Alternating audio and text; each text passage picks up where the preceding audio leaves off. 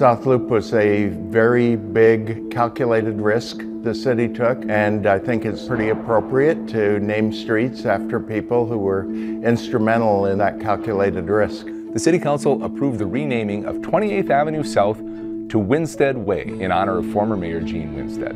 I think that street was chosen because it has very few addresses on it, and it was an easy street to rename without too much energy or effort or problem, but it's the thought and it's the fact that it's being put into place, and I do appreciate it. Gene Winstead has been a public servant in the city of Bloomington since the 1980s, and it's impossible to overstate his impact on the city of Bloomington. He served on the Planning Commission as a city council member, and he sat in the mayor's chair for 20 years. He was the longest tenured mayor in the city's history.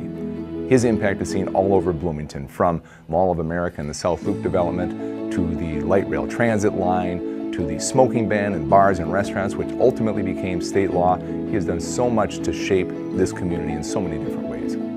He was a leader in the community. He was always presenting the city in his contacts with the community, which made life much easier because people understood the why of what the city was doing. And so his hard work made being a staff member much easier. I really learned early on that if you have to really set a policy or make a decision, it was a decision that needed to be made that what was best for the entire city, not just maybe individuals, a neighborhood, or a business or a corporation. Sitting next to Gene for 8 years as a city council member, I was always just so impressed with his knowledge, with his understanding, and with his command of a city council meeting.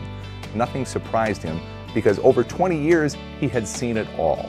He was prepared for anything. He had a rich and deep institutional memory about Bloomington and about council procedures. The thing about the city of Bloomington is great consistency in developing plans, having newer council members see the value in them, getting on board and carrying those plans through.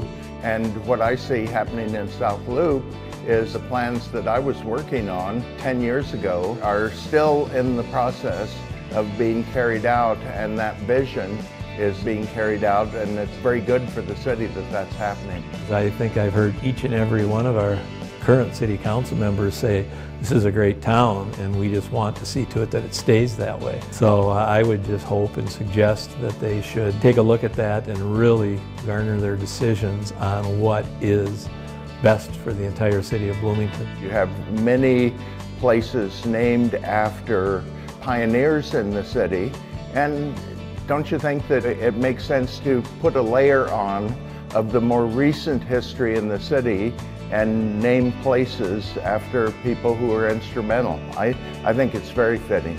I think it'll be something that my grandkids will get a kick out of when they see the name up on a street sign. And I can honestly say that I am flattered and honored that the City Council has done this.